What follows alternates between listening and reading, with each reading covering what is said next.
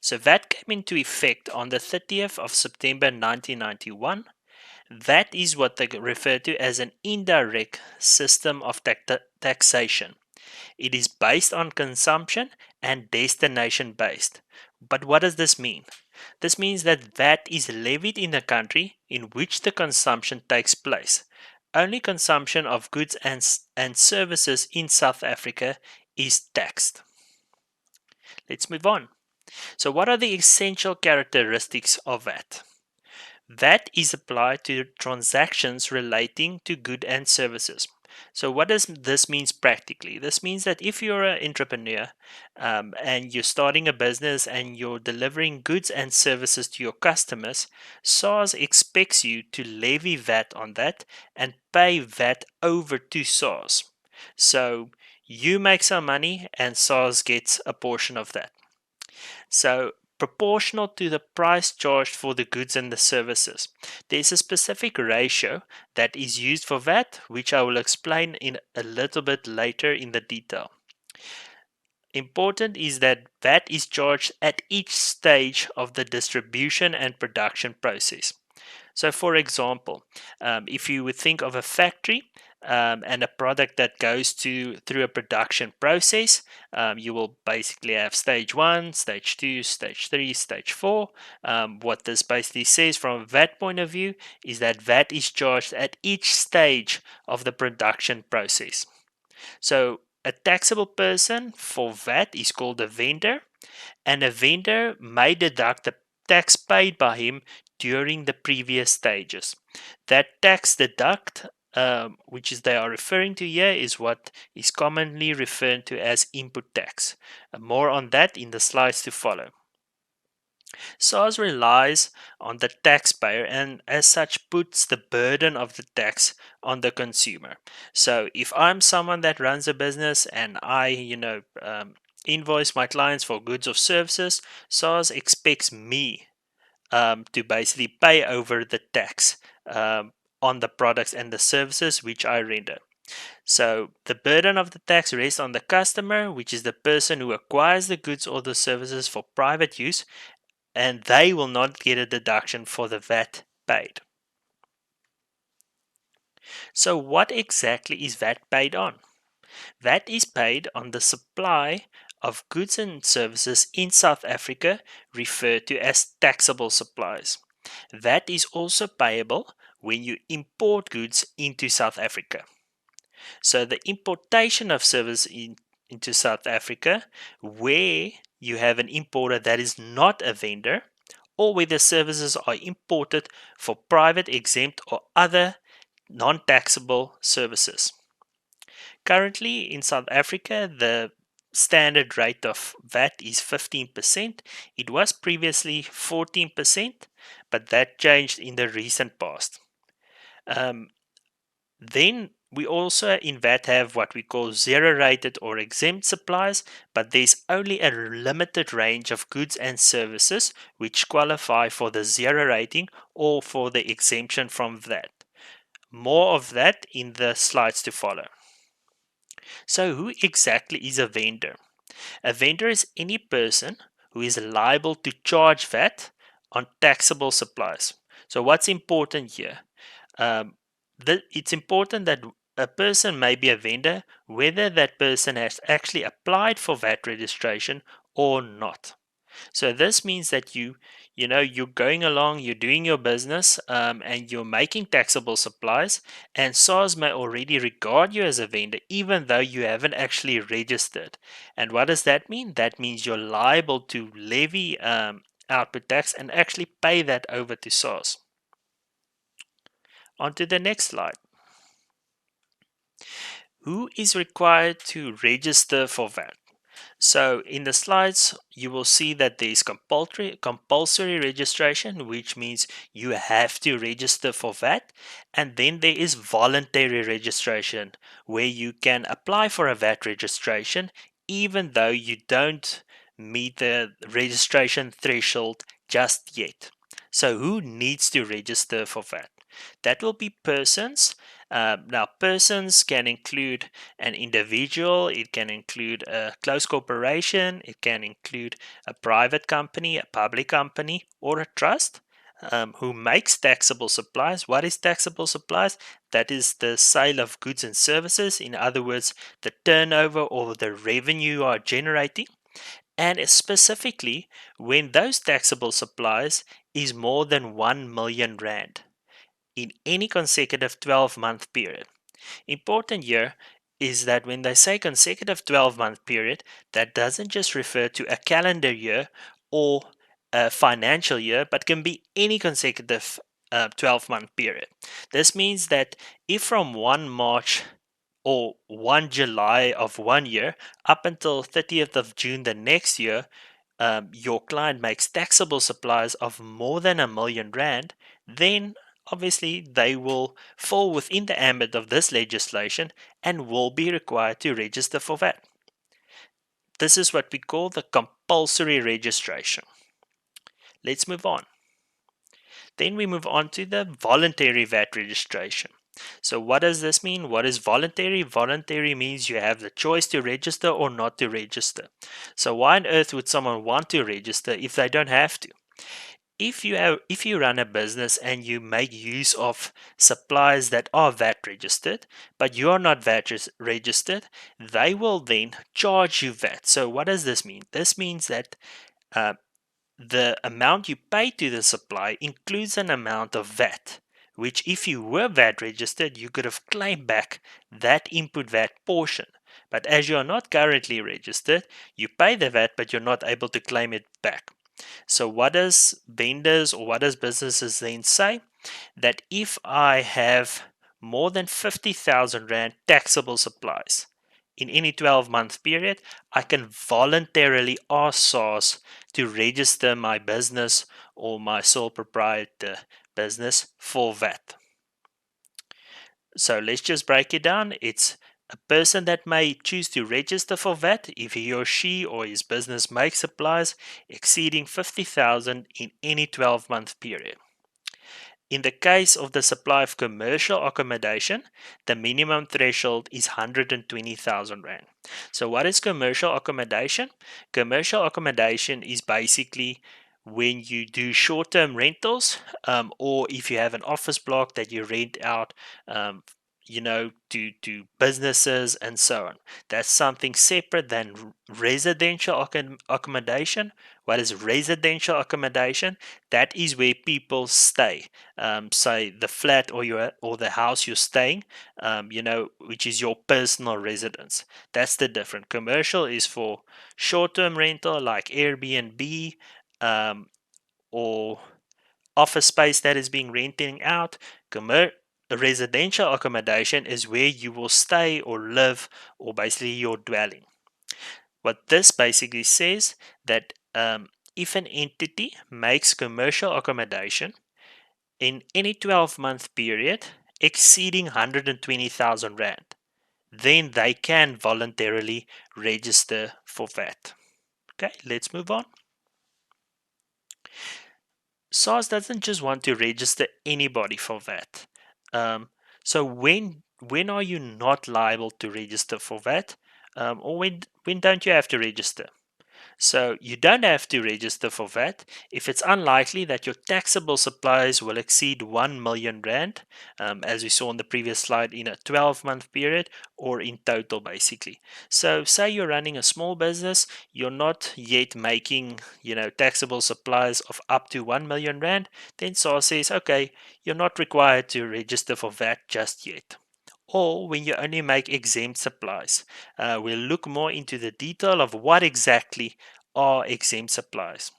Anyone who earns a salary or a wage from an employer is not required to register for VAT. That's why if you work at Finley's or you work for another employer, you are not liable to declare output VAT on your salary.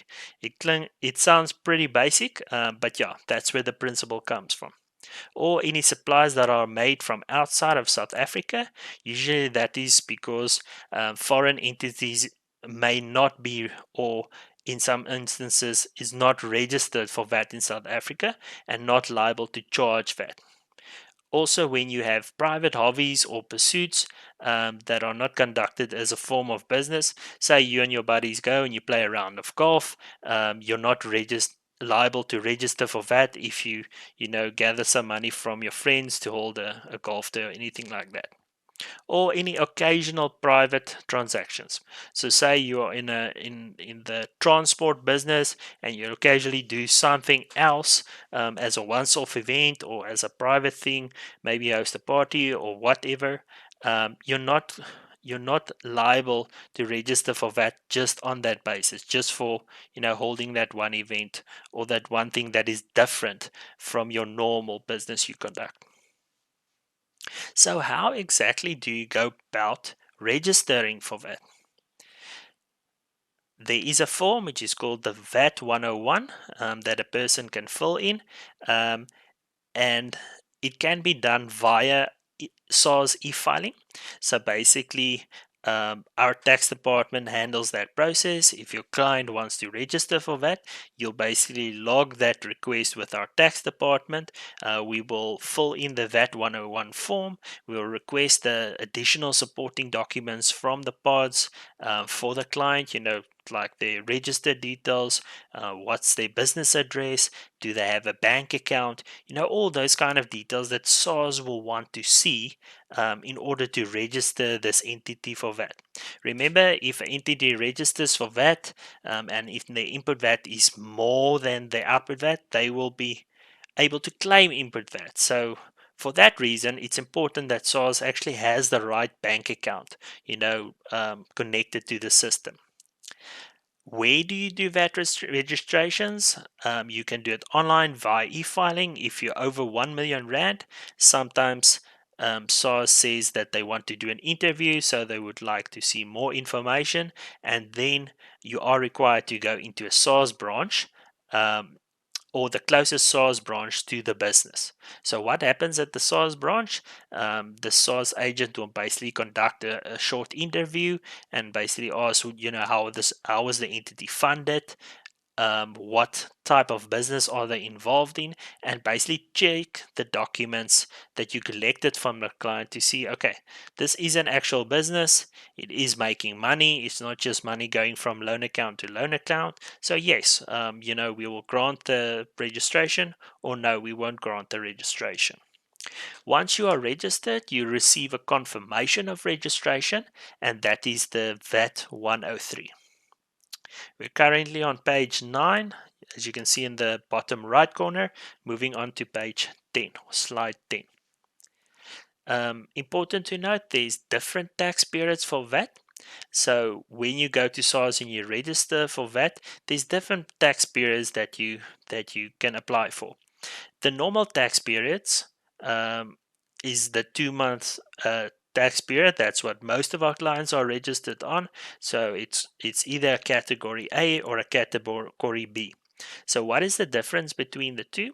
It's basically just what is the 2-month period ending on the last day of a certain month. So for example, a category A will end on the last day of January, March, May, July, September, and November. What does it mean if it ends on the last day of January? That means that the VAT period will be December and January, or February and March, or April and May. All those type of VAT registrations will fall in category A. Category B, on the other hand, will be January, February, March, April, May, June VAT period. Personally, I like the category B better because the usual tax year end for companies or CCs or trusts is a February year end. So if your category is B, then your last VAT period for your financial year, which runs from March to February, will be January, February VAT period. If it is a category A and there's a December, January, and a February, March, to be able to do your financial statements, you have to look at two two separate periods. So you will have to look at the January, December, and you have to look at the February, March year, which makes it a little bit more tricky. There is also other VAT periods available, like a 1 month VAT period, a 4 month VAT period, 6 month VAT period, or just one VAT period a year, which is every 12 months. So why on earth would you want to register for 1 month? A 1 month period is actually required if the taxable supplies of your business is more than 30 million in any 12 months. So if you start a business, it's growing, it's doing well, and the taxable supplies go over 30 million, then SARS automatically switches you over to a 1 month VAT period. Why don't we like this? Because it's more admin. It means that you have to do your books every month instead of every second month, and you have to declare VAT every month, which can put strain on a business. So ideally you will want to be in the 2 month VAT period. The 4 month and the 6 month and the 12-month VAT period is very scarce that will be used. That may be for something like farming and so on, which is seasonal. But yeah, we usually just see the category A or B, which is the 2 month VAT periods. If you see anything else, you're welcome to come and ask me about it. So for new registrations, SARS will determine whether a vendor falls into the category A and B. How will they determine that? When you fill in the registration, they will ask you what is your date of liability. In other words, what is the date that you want to be registered for VAT from, if you're voluntary, or when did your taxable supplies exceed 12 million, and then use that date. How are the returns submitted? So basically, if you have a January, February VAT period, the VAT has to be submitted by the end of the following month. So if you have a January, February VAT period, your VAT return and the payment must be submitted before the end of March. You will see here that there is a mention of 25th day of the month following the end of the VAT period. This will be if you do manual VAT submissions. We use technology, we use e-filing, so for that reason, this 25th may be extended to the last day of the month. So important, this is the last business day and not physically the last day of the month. If the last day of the month, for example, falls on a Saturday or a Sunday, then you will have to look at the last business day before that. So say the Friday is the 28th and the 30th is the Sunday, you will have to work on the 28th. So it's very important to know that, so you don't incur penalties or interest for your client. So yeah, just mention that for e-filing customers, this date is extended to the last business day of the month following the end of the VAT period. So for VAT, you have output VAT, which is what you have to pay to SARS, and you have input VAT, which you are able to claim on supplies you paid and input VAT you paid. So what SARS says is, on the income you make, you have to levy output VAT. On the amounts you pay, you can claim input VAT. So they basically set off the input VAT to the output VAT. So you have output VAT less input VAT, and that will give you your VAT payable or your VAT liability. What is output VAT? So output VAT is the tax levied when a vendor supplies goods or services, commonly referred to as taxable supplies, in the course or conducting an enterprise. What is an enterprise? It means that it's not just a once-off transaction. You are continually making these kind of supplies, and you're actually entering into a business. It's not just money that is put in by a loan account, and just after a registration the money is pulled out again. It's actually a new business starting up with continual supplies, or an expectation of continual supplies into the future. Very important, there's two kind of taxable supplies. The first is the standard rated, which is levied at 15%, and then also zero rated, which is levied at 0%. So a zero rated supply is still a taxable supply, but at the zero rate. So zero rated supplies are also taxable supplies, but at the rate of 0%. There's specific items that are included under zero rated supplies, which we will discuss in the following slides. In Section 1 of the VAT Act, we find the definition of a vendor. It's always very important if you work with tax that you know what the words actually mean. So what is a vendor? A vendor is in the Tax Act is basically the taxpayer. So in the VAT Act, you will call a taxpayer a vendor. So a vendor is any person who is required to be registered under the Act for VAT. What is a person? So remember, a vendor is a person who has to be registered for VAT. But what is a person? A person can be any public authority, municipality, company, any body of persons. So sometimes you get people that just form an organization. That organization may want to register for VAT. A deceased estate is a person for VAT. An insolvent estate. What is an insolvent estate? Especially when you've run out of money and you're not able to pay your debts.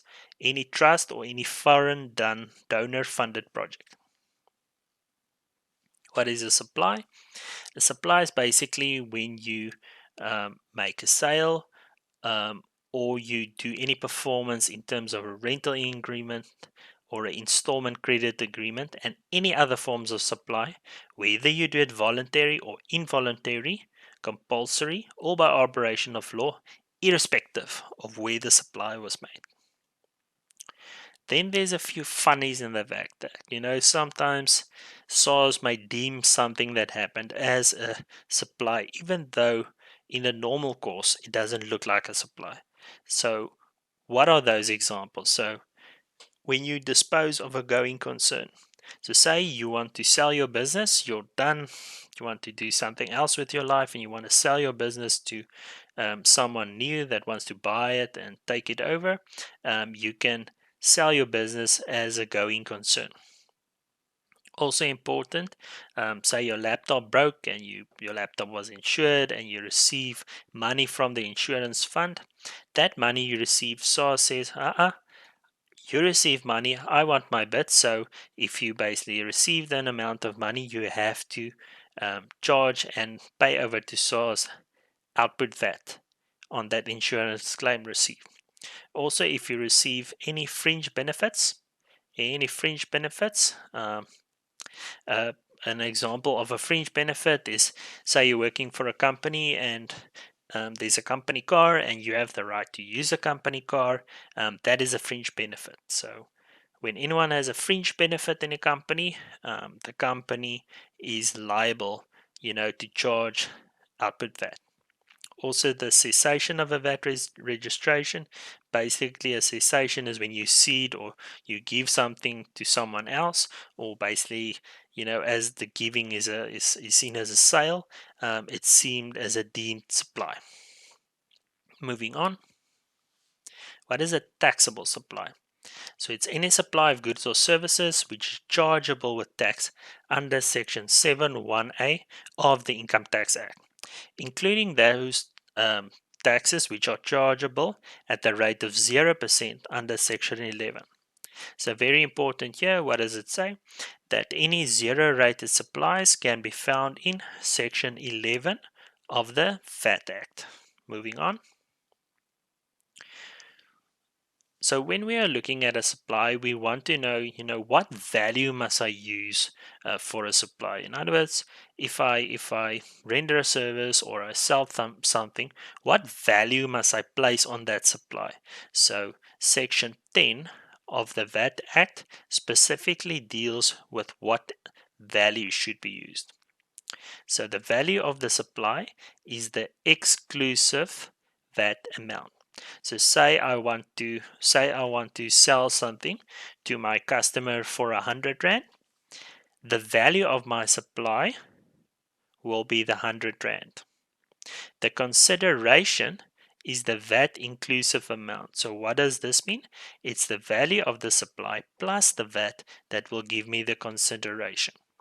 So if I want to sell something to a client, I want to make 100 Rand from that transaction. I want to make 100 Rand. I know I have to pay source 15% of what I want to make. So practically I will have to pay source 15 Rand. So I will sell my consideration, which I want to receive, will be 115 Rand. 15 Rand I give to SARS. I keep my 100 Rand. I'm happy. That's what I wanted to make. Going on. Then we look at the time of supply. So why is this important? It's important to know when the sale actually, or when a supply actually takes place. It sounds pretty straightforward, but it can become really complicated very easily. So a supply of goods and services are deemed to take place whichever time is earlier of the time an invoice is issued by the supplier or by the recipient in respect of that supply, or any time payment of consideration is received by the supplier in respect of that supply. Okay, so let's just take an example of this. So basically, you're talking with your client, you're telling them, I want to sell you this product. So even before you basically issue an invoice, he can pay you money into your account, in lieu of that supply which you're going to make. So what does SARS say? SARS wants their part of the VAT, on the earlier of what you receive money or you issued an invoice. So say I'm talking to Jan. Jan pays me 10 Rand on, say, the 21st of February. He pays me 10 Rand, but I only issue an invoice on the 1st of March following that February 21st. Then SARS says, actually, the VAT supply actually took place on the 21st of February and not on the 1st of March. So you can see how those can be, or fall into different VAT periods. Basically, if your one VAT period ended February, but you're actually making out your invoice on 1 March. It's a very technical part of the VAT Act. What I see practically in business is that people usually work on the invoice basis because that is what forms part of your VAT report. What is referred to as consideration? Remember, consideration is actually the money you receive for the supply you made. So consideration is any payment that is made or to be made, whether in money or otherwise. Very important here when it says otherwise, it can mean this includes barter transactions. If I'm swapping one item for another item, that may also have VAT on. Or any act of forbearance. Forbearance may be, I have the right to receive something and I give up that right, voluntarily or not. The or not part can be, for example, say I bought stock and someone stole my stock. There's interesting case law around that where they say you didn't actually sell it voluntarily because it was stolen. So should you charge VAT on that or not? It gets quite interesting. So in respect of the supply of goods or services, whether by that person or any other person, what is excluded from consideration? So it's payments made as a donation to an association not for gain, or any deposits other than on a returnable container. So what does this mean? Payments made as a donation. So this means if you have a non-profit company and that non-profit company receives donations, those donations are not seen as consideration, and therefore may not be liable for output VAT. What does it refer to here at deposits? So basically, say you have a rental company and an entity pays a deposit into your bank account. If the deposit lies there, you don't have to declare output VAT on the deposit. It's only when the deposit is applied as rent, then you have to, charge output VAT. So say someone gives me a deposit of £5. The deposit of £5 sits in my bank account. I'm keeping it there. I'm not utilizing it as my income. But now after a few years, the tenant says, use my deposit as my last rental payment before the rental agreement stops. And then I will have to charge output VAT on that. Right, moving on.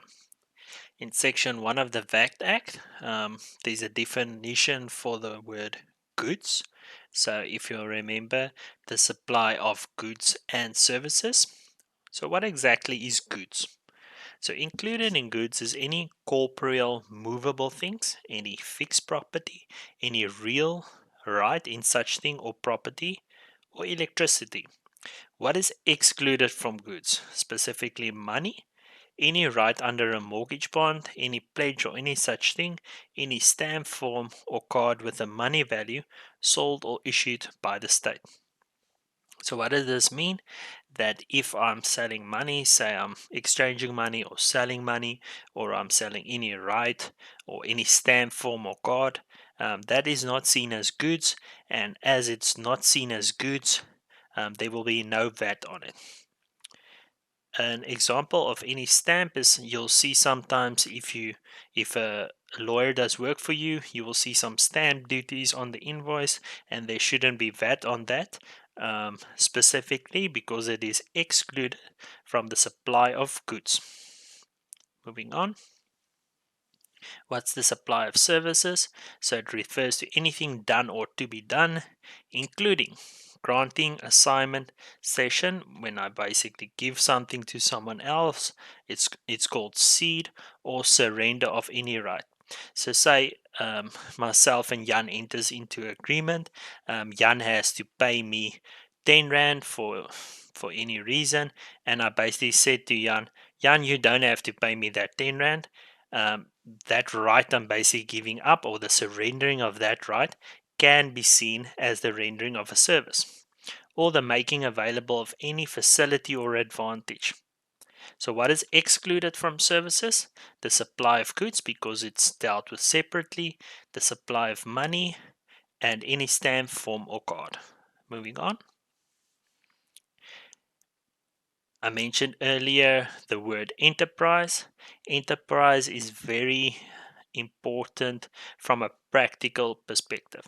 So I've been to SARS in the past to do a VAT registration, and the agent basically said, sir, the entity you're trying to register has not started an enterprise. So what exactly is an enterprise? And let's look at what it entails, because it is important.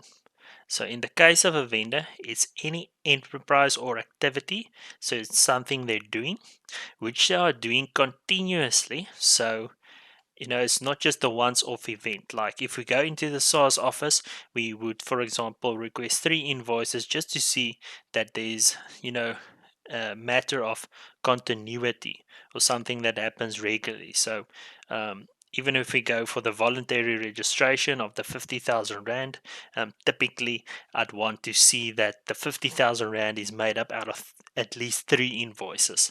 That is the practical, solution we got at SARS. Give me at least 3 invoices so that I can see it's not just a once-off event. It's something that's going to recur. It's something that's going to be continuous. By any person in the Republic or partly in the Republic, in the course of furtherance of which goods or services are supplied to any person for consideration, whether or not for profit. So consideration again is important. You're making these supplies and you're actually receiving money for that. Moving on. So what is excluded from an enterprise? So services rendered by an employee to an employer. So basically, if you work for Finleys, that is not seen as an enterprise, and there's not VAT on that. Any private or recreational pursuits or hobbies of any person. So say I'm in the transport business and I go and I play golf with my friends. and I charge them for VAT. So I paid for the drinks and I give them an invoice and say, hey, you have to pay me back for some other reason. And that goes through your business books. You don't have to actually charge, output VAT on that because it's not an enterprise. The making of taxable supplies is also exempt supplies, I beg your pardon, is not an enterprise as it is exempt supplies in section 12 of the VAT Act. In the underwriting insurance business, so if you take out insurance, the underwriters is a person that actually have to come up with the money if you put in a claim, or the insurance business cannot pay the claim. So any supplies by constitutional entities per section 1 that you won't deal with, I haven't dealt with that. The supply of commercial accommodation, again office space or short-term rentals. Supplies by municipalities. We don't really work with municipalities in Finleys. The supply of goods or services outside of South Africa by a branch or a main business of any concern. So again, this is excluded from an enterprise. Any supplies by a municipality or any supplies outside of South Africa. Moving on. What are the rates of supply? So what do I mean by rate? I mean, if I have to charge output VAT, what is the percentage or the rate that I have to use to charge output VAT at? So all supplies made by vendor are treated in one of three ways. The first one is the standard rated supplies. This will be the one you work with the most, and the rate we apply there is 15%. Then we also have zero rated supplies. So again, it is a supply, but only at the zero rate. When can I use the zero rate? In very specific circumstances. What are exempt supplies? Exempt supplies means I don't have to charge VAT. So the difference between zero rated and exempt is I have to charge VAT at 0%. Exempt supplies, I do not have to charge VAT. So the following are non-supplies. Supplies by a non-vendor. So say my business is not yet registered for VAT. I'm below the VAT threshold. I'm below the 1 million. I don't want to voluntarily register for VAT. I don't actually have to charge VAT because I'm not registered and I'm not a vendor. Then also what's non-supplies, supplies by a vendor not in the course of the furtherance of an enterprise.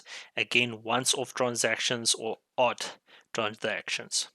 Anything that do not attract VAT. The supplier does not charge VAT or have to account for VAT to sales and cannot claim input VAT on any expenditure which it occurs. Okay, moving on. This is the important one, the standard rated supplies. This is where you have to charge 15% output VAT on services or goods at a VAT rate of 15%. And the general rule is that the supply of goods and services are subject to VAT at the standard rate unless the zero rated applies in terms of section 11 or the supply is exempt in terms of section 12. So what does this mean for you? This means that if you are faced with a transaction or you are unsure, your starting point will be, yes, there is VAT at 15% at the VAT standard rate. Okay, so that is my starting point. Now what I do is I go and see if any of the zero rated terms in section 11 may apply. Why do I want to see that? Because then the rate of that which I charge, the 15%, comes down to 0%. Or I check, okay, I think it's subject to VAT, but if it's exempt in terms of section 12, then it's actually not a supply and I don't have to charge VAT. Okay, moving on. Now we're looking at zero rated supplies. So important, there are still taxable supplies. We still have to levy VAT, but it is at 0%. So no output VAT is effectively charged.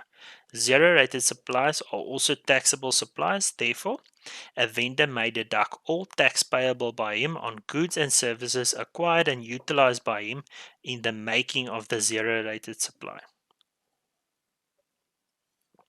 What does this mean? It's a lot of words. So what does this mean? This means, say I buy something from a supplier. The supplier charged me output VAT. So I pay VAT on the item I purchased. I claim back the input VAT.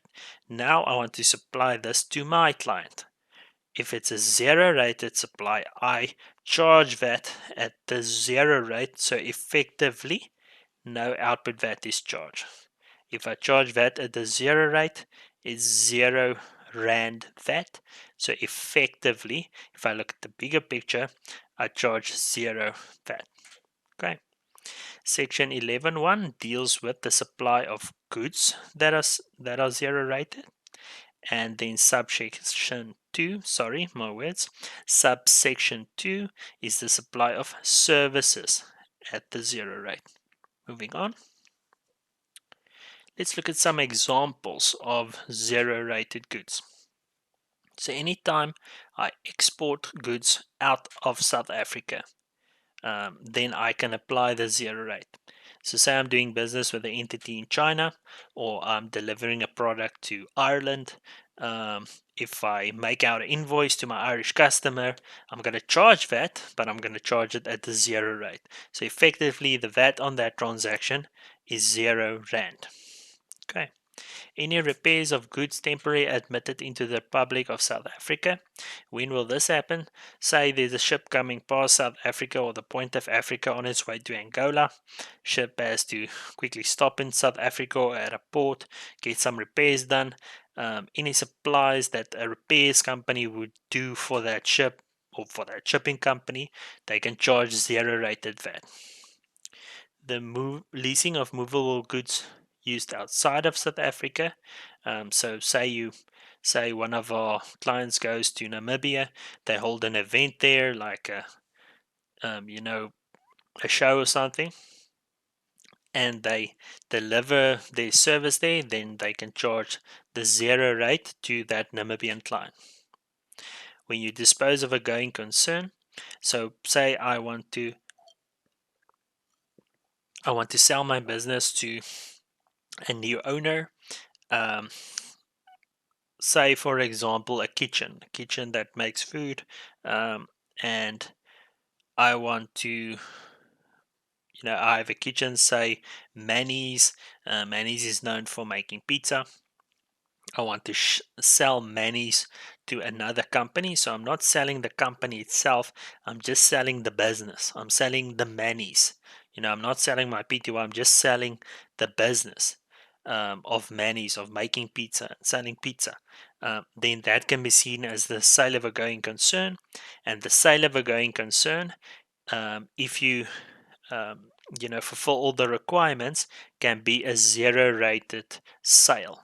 So why is that important? That means the new guy buying the business won't have to pay VAT initially, so it limits his setup costs, and me selling the business, wanting to sell it for a good price, make some good money on it, I don't have to declare output VAT on that.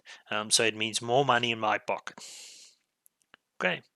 The supply of any gold or Krugerrands. So say I'm in the Krugerrand or the gold trade. If I sell that, I can zero rate those sales. Any goods used in farming activities. This is an incentive given by the government for farmers.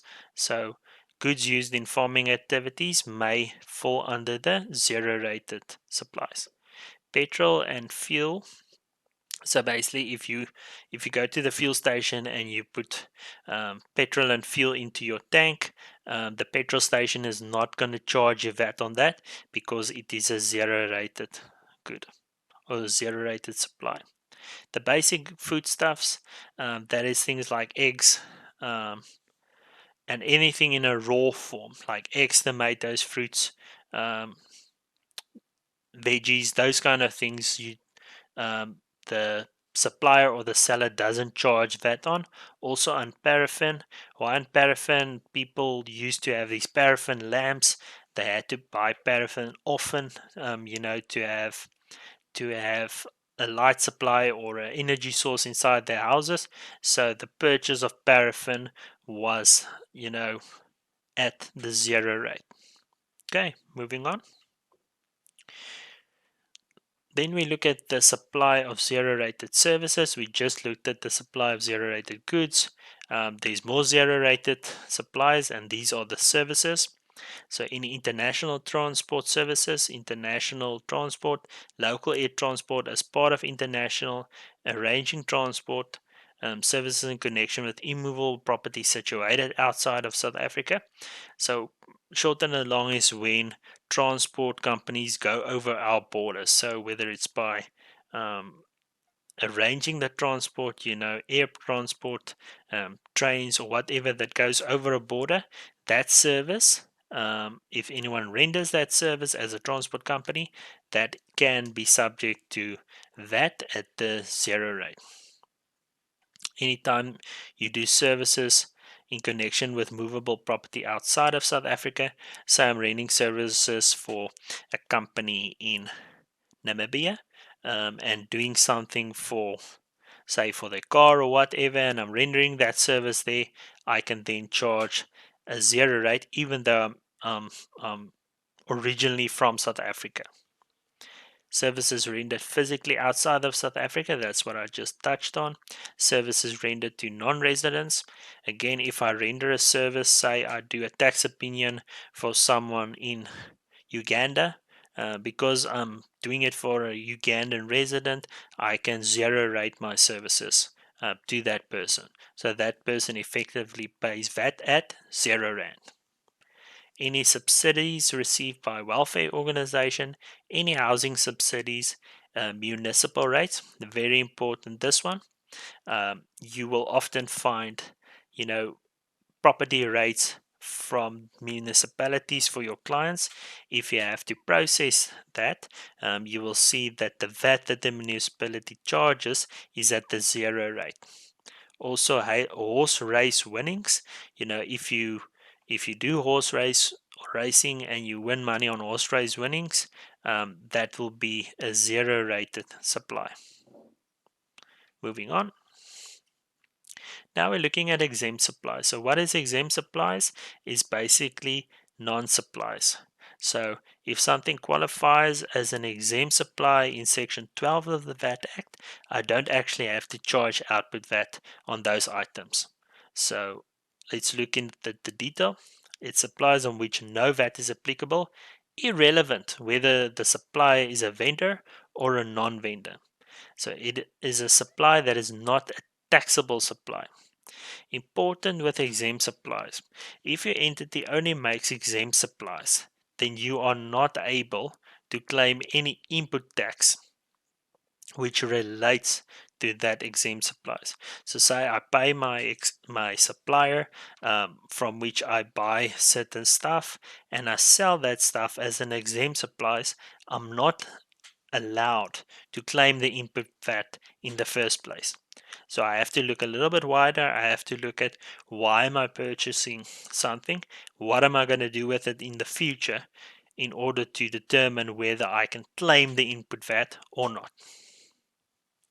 So what does this do? This results in the supplier's cost increasing. So what does this mean? This means if I buy something from the supplier for 115 Rand, usually I would have claimed the 15 Rand VAT back, but now I'm going to use this item that I bought for the making of exempt supplies. So I'm not going to be able to claim back the 15 Rand. I'm going to have to pay the 15 Rand, but I'm not going to be able to claim it back. So that's why I'm saying it results in the supplier's cost increasing. So instead of paying 100 Rand, when I'm able to claim back the input VAT, now I'm paying 115 Rand. Next slide. So yeah, let's look at some examples of exempt supplies. So if you see any of these, it means that there is no VAT on them. So VAT on financial services. So if someone renders a financial services, and for that there's a specific definition for that, that will be things like interest received or interest paid is a financial services and an exempt supply. So in other words, if I put my money in the bank, I receive interest from the bank, and on that interest I received, I don't have to declare output VAT. Any supplies by an association not for gain. Important here is you want to specifically look at, is the entity a public benefit organization? You can ask me if you have any questions in this regard. The supply of residential accommodation. You will see that if you rent a flat, um, the people that rent the flat to you usually don't charge um, output VAT because the supply of residential accommodation is an exempt supply. So again, what's the difference between residential and commercial? Residential is usually where you rent for a long period of time, where it's the place that you stay, it's your dwelling.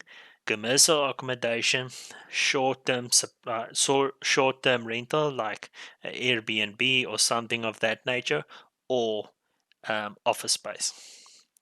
Anytime when you're letting land, in others there's nothing on it, it's just a erf somewhere in the middle of nowhere. You don't have to levy VAT on that. Levies paid by body corporates and share block companies. So if you have to pay a levy to your body corporate or share block company, like in body corporates, they don't have to charge VAT on that. Very important, transportation of passengers. So anyone that rides in a taxi basically doesn't have to pay VAT on public transport. Any educational or related services, you don't have to pay VAT on school fees. Services rendered by employee organizations, also not subject to VAT, and also the supply of childcare services. So when childcare services, invoices for money, to get money in, to look after children, that income they're receiving, not subject to VAT, and it makes sense. You want to give as much as you can to the children suffering. Yeah. Okay. Then we're looking at the accounting method or the basis. So the South African VAT system is an invoice-based system. And this makes sense because the VAT reports we are generating is a summary of all the invoices that you basically captured and goes into the accounting software. So when you draw your VAT return or your VAT report that you're going to use to submit your VAT return, you'll see a summary of all the revenue invoices under the output VAT, and you'll see a summary of all the input VAT that you're trying to claim under all the payments you made to suppliers. So the general rule, the vendors account for VAT on the basis of invoices issued or received, the invoice basis or the accrual basis. There's some entities that work on the payments basis. This is usually reserved for like small entities or sole props like dentists, optometrists, those kind of things. You will mainly work on the invoice basis. So if you put an invoice into the system, that invoice will land on the VAT report. That VAT report is what we use to submit to SARS for VAT. Moving on.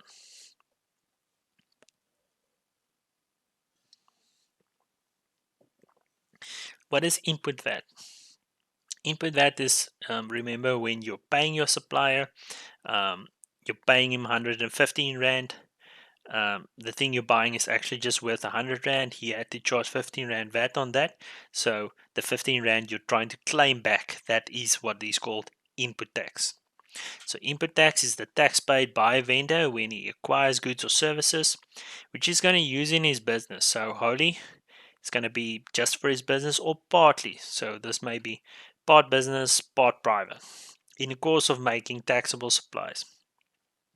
This is a very important point and something that often pops up in SARS reviews. So when I want to claim input VAT, I have to tell and convince SARS that the VAT I'm claiming now will be to make income for my business in the future. So say I'm buying a box. I'm in the business of selling boxes. I'm buying a 4 by 4 centimeter small box for say 15 rand. SARS wants to know that if I pay 15 rand and I claim back 1 rand 50, or not 1 rand 50, that's 10%. We're looking at 15%, whatever that amount is. Then SARS wants to see I take that little box and I actually go and sell it in the future. And if I don't sell it, I'm not able to claim the input VAT. So to claim the input VAT, SARS wants me to go and sell in the future. This is very relevant for property companies and property development companies. When a new property development starts out, they incur a lot of costs. All the contractors are registered for VAT, and they charge output VAT on their construction services. So when you're busy developing your project, you're actually paying input VAT on that. And ideally, you would want to claim back that input VAT. But what SARS says is, you're not going to claim the input VAT just yet. You have to tell me, what are you going to do to make money from this? So, are you going to, set up office space that you're going to rent out and make rental income on which you're going to charge output VAT? Are you going to charge a management fee, which is income, on which you're going to charge output VAT? Or exactly what is your plans? If you start a project, for example, just for your private home, and you claim the input VAT on that, and you're staying in the property, SARS says you're not allowed to claim that input VAT because you're going to use it for private use. You're not going to make any income from it, basically. So that's just an example of the link that there has to be between claiming the input VAT for something you purchased and then having to make taxable supplies in the future related to that input VAT you claim. Okay, moving on. So input VAT, to be able to claim it, there's 3 requirements. So it must be required for whole or partly use in his business. Very important, if you want to claim input VAT, the person you're buying the product from had to charge output VAT on that product. So they had to charge output VAT. You pay basically the invoice, and you can claim back the VAT you paid as part of the transaction if you are registered as a vendor. So, and also the appropriate documentation must be held by the vendor. So anytime I'm paying for an invoice from a supplier, I am required to have a valid tax invoice. So just so you know, in terms of section 24 and 25 of the VAT Act, there's very specific requirements for a valid tax invoice, and I'll also attach a copy of the summary to these slides, so you can know what those requirements are. If all the requirements are not met for a tax invoice, SARS disallows the claim, and basically your client doesn't get back as much money as they anticipated. So it's not good for managing client expectations if your paperwork is not in order. If you import goods into South Africa, those goods, if you practically think about it, it has to come into our ports, whether it's at the harbor or whether it's at the airport. There has to be documents that accompany the invoice. So for the importation of goods, we have customs documentation. These forms are usually what we call SAD 500 forms, and you also need an EDI release form, which basically says that the goods arrived on our port and the people at the port are happy to release it to your company. They fill out an EDI release form. There are specific instances where you can claim second-hand goods bought from a non a non-vendor, but I'll discuss that in some more detail in the following slides. So here are a few examples of expenses on which we um, can claim input tax if we paid it. So if I buy trading stock for my business and the supplier charged output VAT, I can claim input VAT on the payment I made. So trading stock, raw materials, manufacturing overheads, water, electricity and overhead charges, administrative overheads, audit and accounting fees. So if our accounts department at Finley's issues an invoice to one of our clients, um, you will see that in the books you have to process for the client, you will see that Finley's charges output VAT on the invoices we give, and your client is able to claim the input VAT if they paid the total amount. So you can claim VAT on marketing and advertising expenditure, on fixed cost, office furniture and computer equipment, and also fees charged by consultants. Moving on. What is input tax? So it's a tax that you are liable to pay as a vendor when when they have supplied him of goods or services by another vendor, goods imported by him, the pro forma excise duty on environmental levy within South Africa. So just to take this together, if I receive an invoice from a supplier, he charged me output VAT. The tax I pay on that invoice, the 15 Rand on 115 Rand, is the tax payable or the input VAT payable. That is the input tax. Moving on. Here's a few of the funny ones, which is called notional or deemed input tax. So this is just something to be aware of. So an amount equal to the tax fraction multiplied by the consideration in money paid by the vendor to a non-seller for the supply of second-hand goods.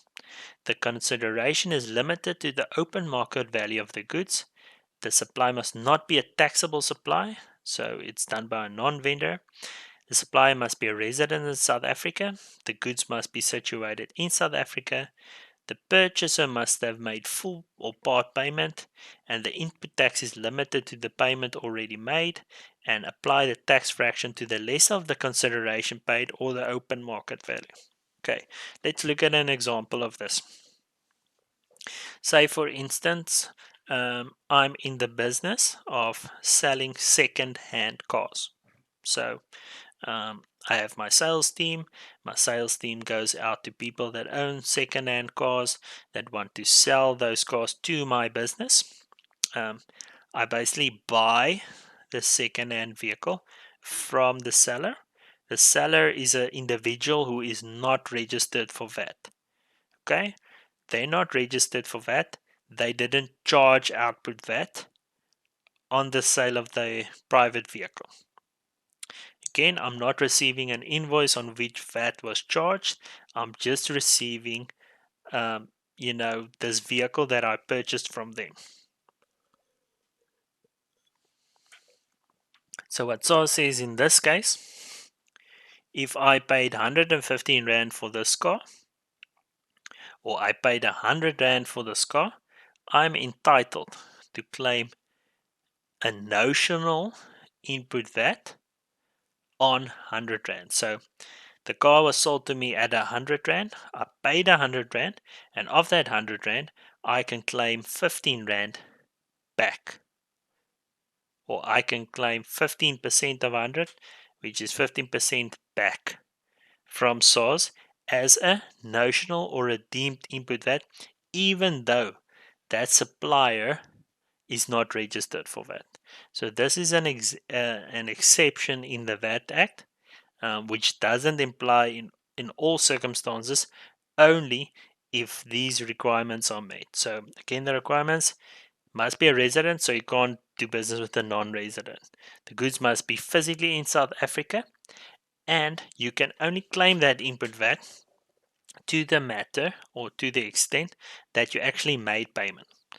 So say the guy wants to sell me a car for 100 Rand.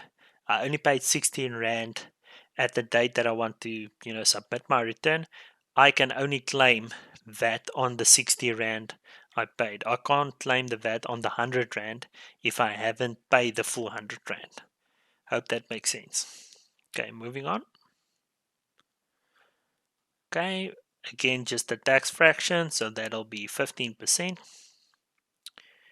Let's look at the tax fraction. So it's calculated in accordance with the formula R over open bracket 100 plus R close bracket, or to summarize it, 15 over 150. Then we look at input tax, direct attribution, and apportionment. So what are these big words? What SAR says here is, say I'm a business, say I'm in the rental business. So I have a combination of residential accommodation. In other words, I rent out to people staying there full time, on a rental contract. But I also rent out to businesses, or office space to businesses, which is commercial accommodation. So what is direct attribution? Direct attribution in terms of input tax says that if I incur an expense that has to do with commercial accommodation, which is a taxable supply, I can claim the input VAT. If I incur an expense that is linked to a residential accommodation, which is an exempt supply, I cannot claim the VAT. So ideally, I would want to directly attribute the expenses which relates to the commercial accommodation and claim those. What is apportionment then, on the other hand?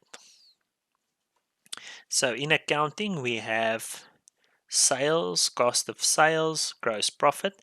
Then we have other expenses or overheads. What are examples of the other expenses or the overheads? That'll be things like accounting fees, auditing fees, marketing expenses, salaries and wages, all the other expenses. Those are the overheads.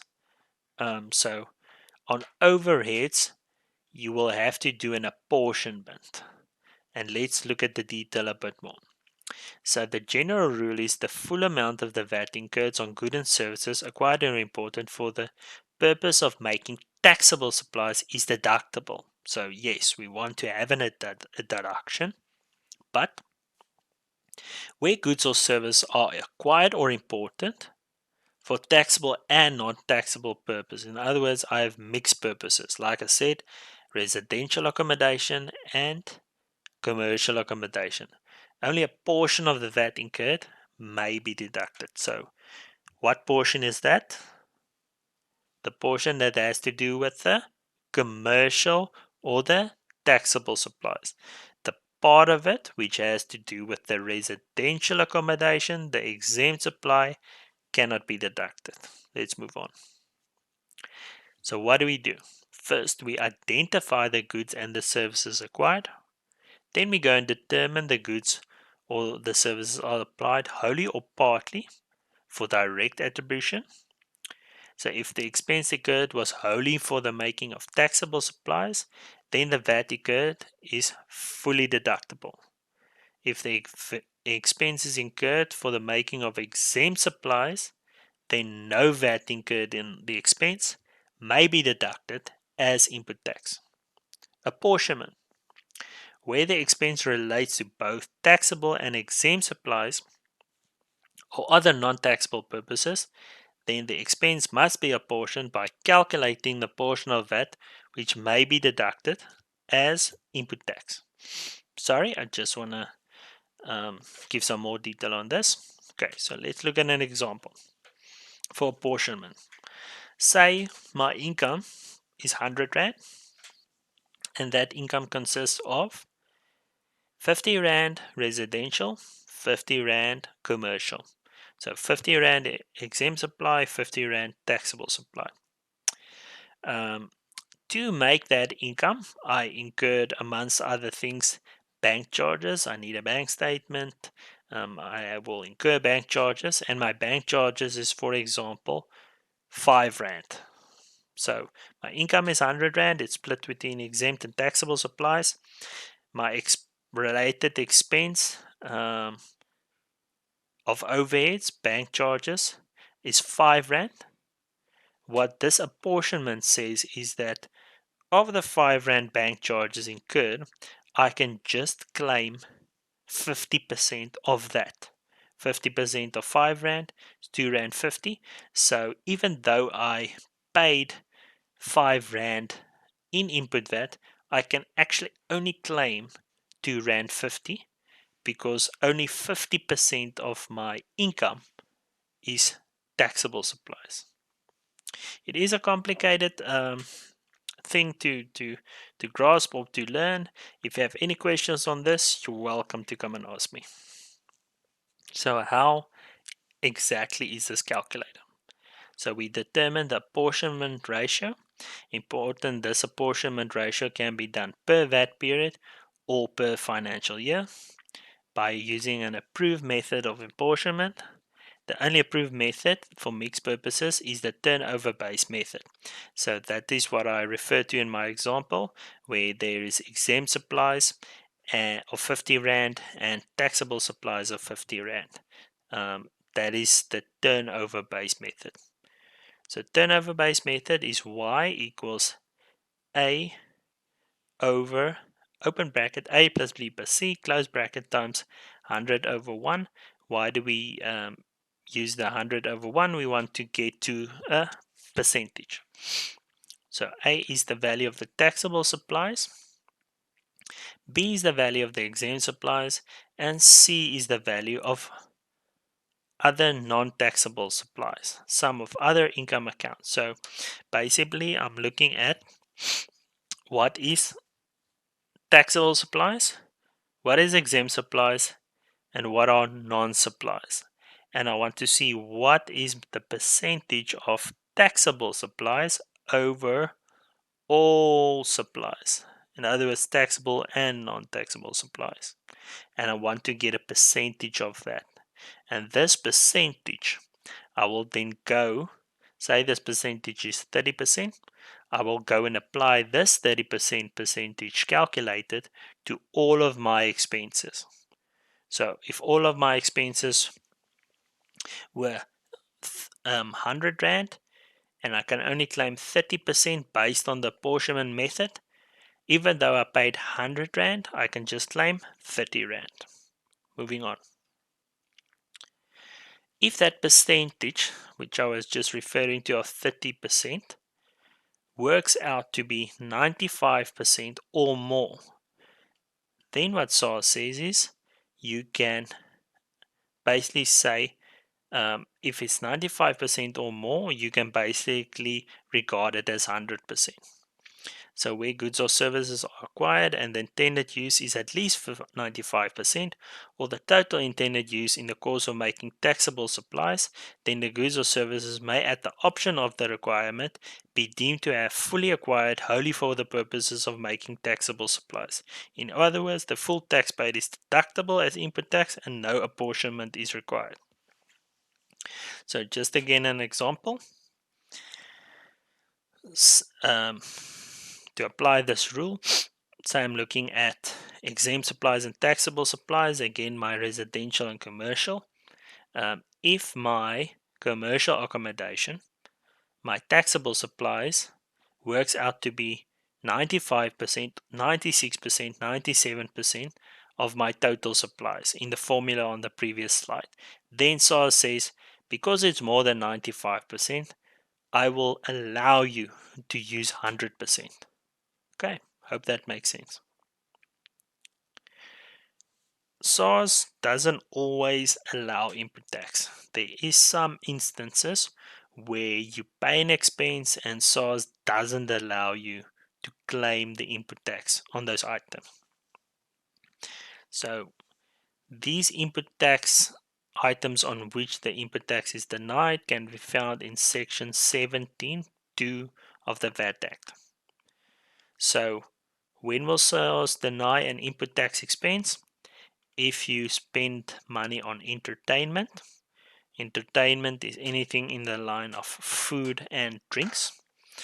If you pay money to a club or something of a recreational nature. If you buy a motor car, so this is for example a sedan, a Ford Focus or anything like that, a sedan motor, anything like that, or a double cab bucky, you're not allowed to claim input VAT on that. If you pay any money towards a medical scheme and benefit funds, you're also not allowed to claim the input VAT. Now we're looking at section 16.2 of the VAT Act, which deals with the relevant documentation for VAT. So documentation is very important in the VAT perspective, especially if you get a SARS review. SARS requires you to present them with the documentation you used to capture your books and to claim any input VAT. So your documents must be in order, and those documents must meet all the requirements of the VAT Act. So what are the relevant documents? And these terms should be familiar to you, except for the last one, from an accounting perspective. So you'll be familiar with the invoice. The invoice is a normal invoice that you issue to a customer, basically telling him, I rendered the service or I delivered a good, please pay me for that. Important, a tax invoice is a term that is defined in the VAT Act and has specific requirements. You'll know a debit note and a credit note. If a customer decides, I'm not going to use this product, I'm going to give it back to you. You have debit notes, and the same is with suppliers, credit notes. The bill of entry is a specific document that has to do when goods are imported into South Africa. So say the goods come in at the harbor, and the goods doesn't just get on a truck and come to your shop or to your business. The port first inspects the goods, and there's a bill of entry. Say stuff comes from China, basically everything will be in Chinese. None of us understand that, so that Chinese documents have to be converted to English documents, because English is our language of choice, or a language for business in South Africa, and part of that will be the bill of entry. Very important, this documentation must be kept in terms of section 55 and part A of chapter 4 of the Tax Administration Act. The TAA, Tax Administration Act, basically governs all the tax acts like the Income Tax Act and the Value Added Tax Act. So what is a tax invoice? Tax invoice is a document provided as required by section 20 of the VAT Act. It differs from a normal invoice, in other words, a pro forma invoice or a quotation. So very important, when you have a pro forma invoice in front of you, or you have a quotation from a client in front of you, that is not a tax invoice and should not be processed in the books.